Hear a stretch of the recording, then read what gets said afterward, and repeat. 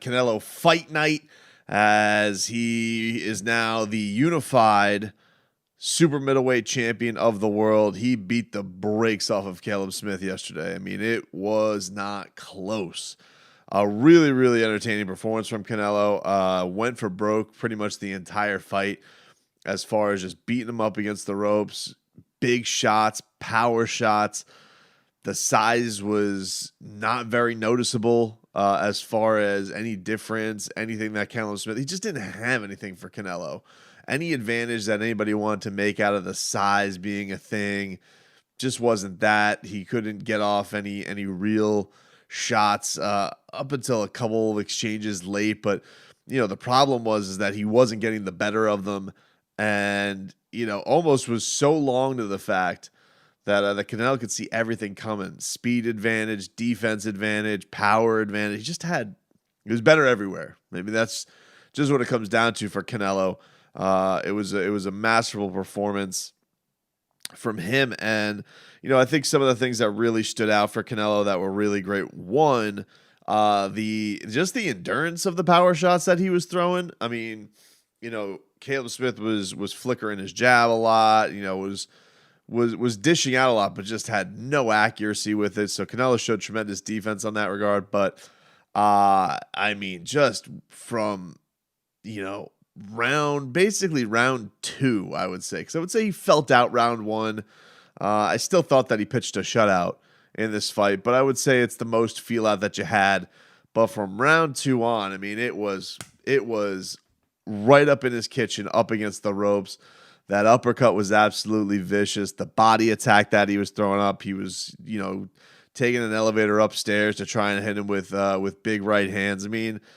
Canelo was not scared of anything in this matchup against Callum Smith. It was interesting. We had Jonathan Banks on the show this week. And if you guys missed that conversation, really enjoyed it. We talked about Triple G and Zarameta, which we'll touch on here. But I asked him about the Canelo fight, and he said Canelo is not going to take a fight that he thinks he's going to lose. He sees something. Because remember, this was not an easy decision to get to Callum Smith. There was a lot of drama that got to Callum Smith.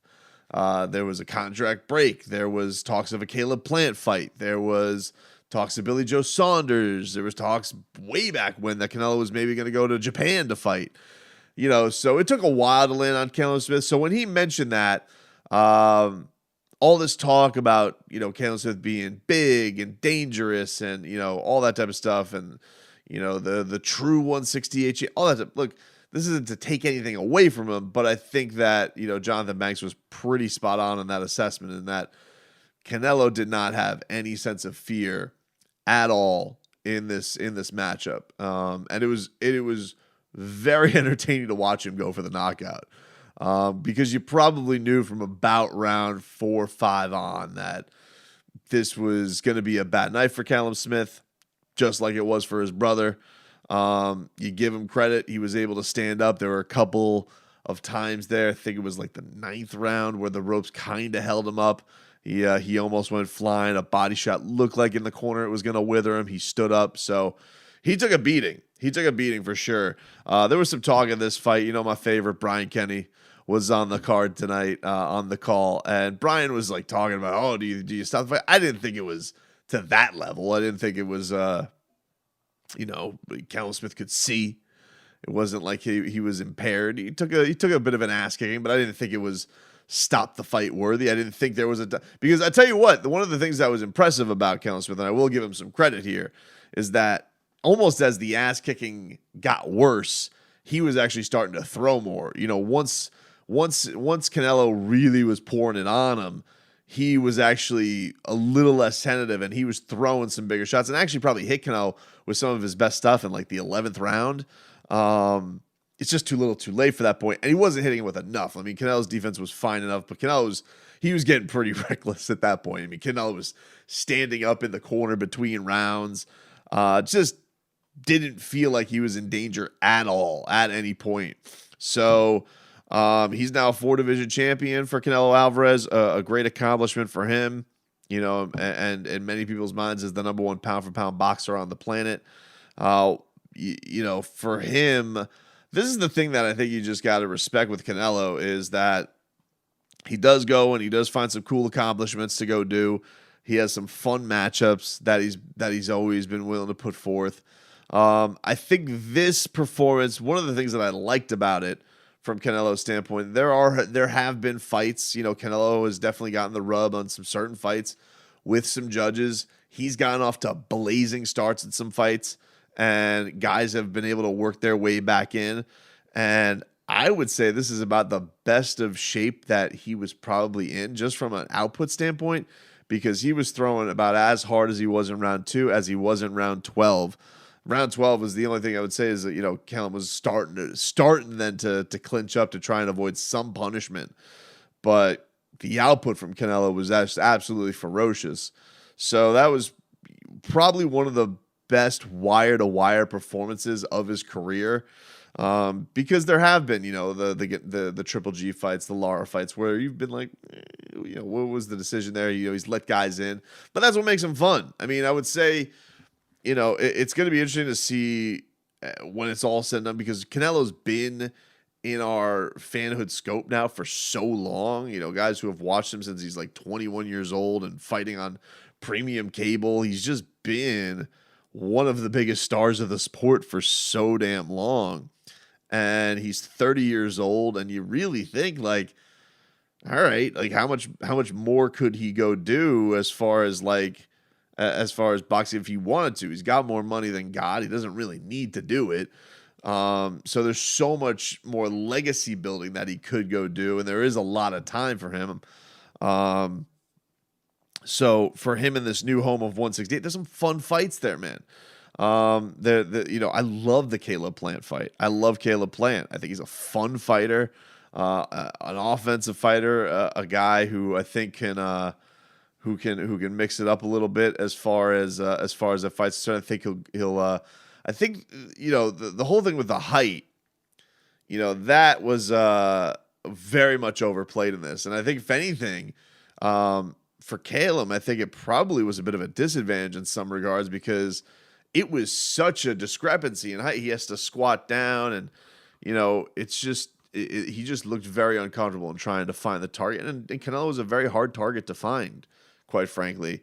So maybe in a matchup like that, does he go about and say, hey, a guy like Caleb Plant, it's not as extreme when you think about the height difference. He's 6'1", not 6'3", not as gangly, if you will. But that's a fun fight, man. Billy Joe Saunders, that's a fun fight too. But Billy's going to bring a different dynamic to that. He's going to be more elusive. He's going to try and, make Canelo whiff. Honestly, probably a more dangerous fight to lose on the scorecards for Canelo. Where Caleb Plant's a little bit more dangerous in that. He's a vicious fighter. He's a vicious fighter that can go and find your chin a little bit, especially as of late, the last couple of fights that he's been in. So, but they're both fun fights, and I do think that Canelo should be easily favored against Caleb Plant. But it's still a fun matchup. It's a matchup I would want to see. With Billy Joe, I would say it's probably a little bit more even of a fight, just because I think that he's got some different ways to go about there, be crafty to go win. Don't think that he could stop Canelo or hurt Canelo, but could he make Canelo look a little bit goofy? Maybe. It's still probably lead Canelo. Then you go and you look at some of the other young bucks, like does Jamal Charlo, does he weave his way up? Canelo said tonight that he's got unfinished business at 168. That sounds like he wants to just stay there. And so everybody in this middleweight pool just kind of has to come to him. And then you look at that and you're like, all right, well, Jamal, does he come up? I think that would be fine for him. His brother probably then can go, who's unified at 124. That he then it's kind of a domino effect. They all can move up. And then of course there's the Triple G factor. Where does Gennady Golovkin lie in all of this? The one thing that I think is going to favor Triple G in getting this fight, and he won on Friday night at the Seminole Hard Rock Hotel and Casino against Camilo Zarameta.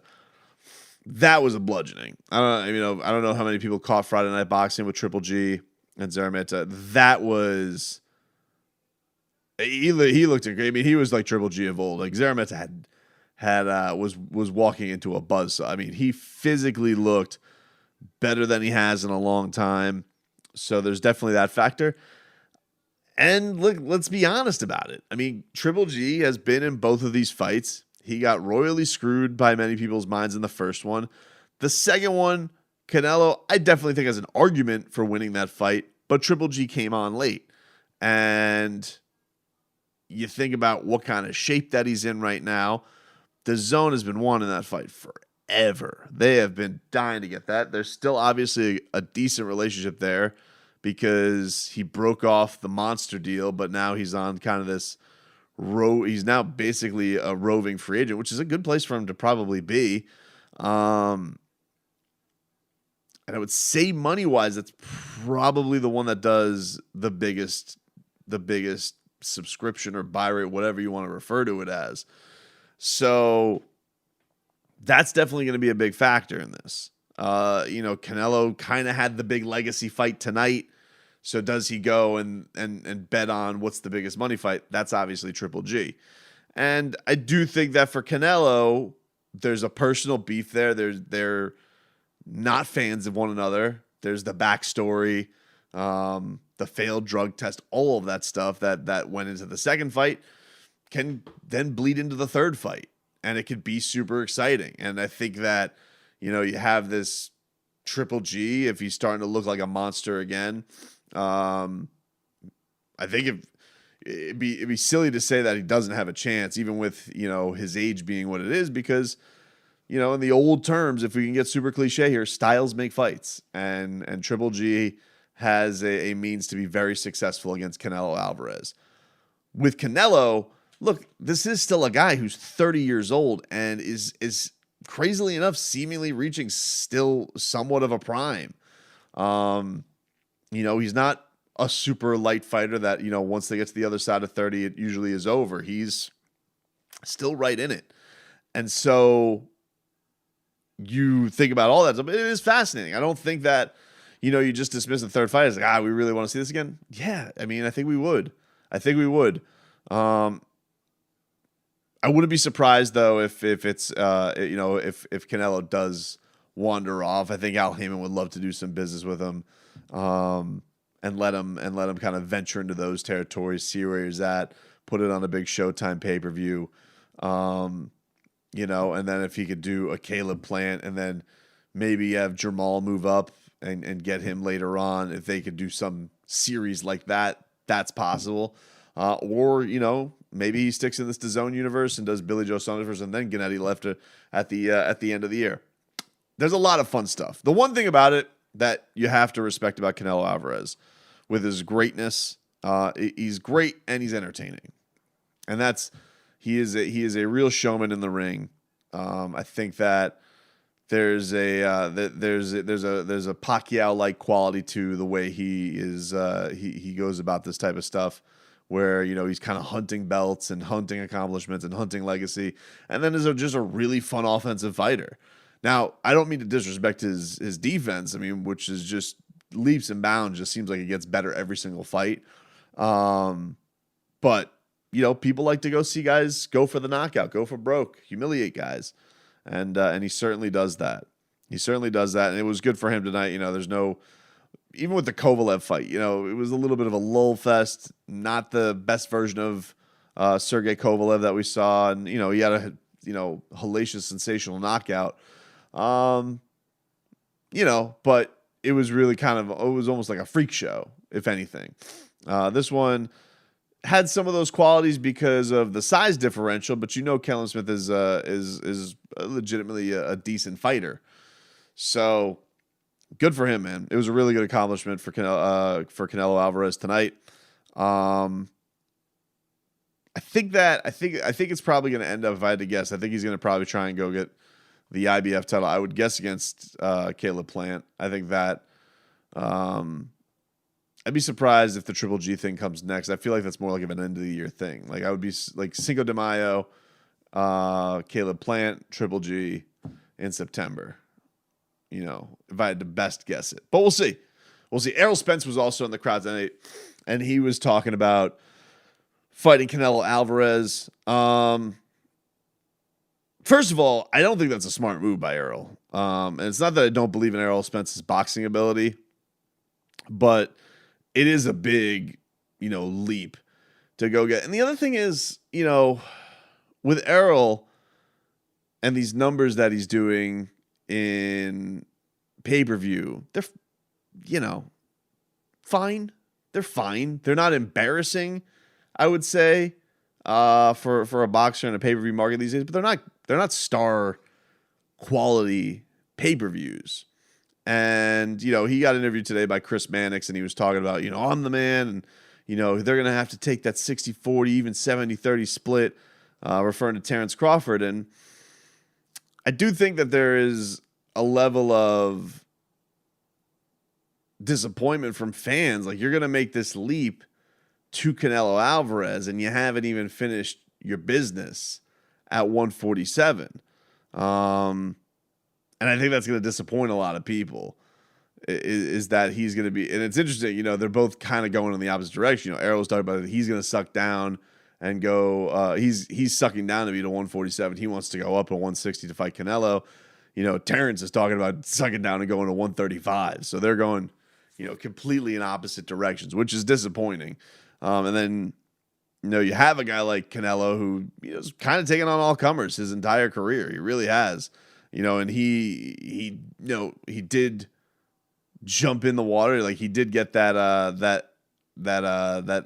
attempt at Floyd Mayweather so early in his career. What was he, 23 years old at the time? Errol's not that. I mean, Errol's 30.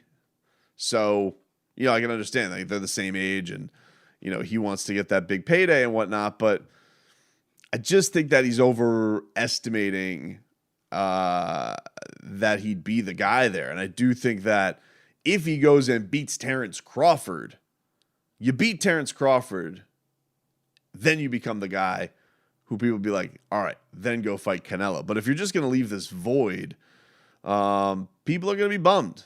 And I don't think that it's going to do as well as he thinks it will. And I also don't think he'll probably get as much money. I think that he'll probably get more money if he beats Terrence Crawford and then goes and fights Canelo. If he just goes and fights Canelo, with all these options that are out there for Canelo Alvarez, which there's a ton of them, as we went over, with all these options that are out there for Canelo Alvarez, I don't know why he's landing on Errol Spence. Like, what is the reason for that? He's not a bigger star than Triple G.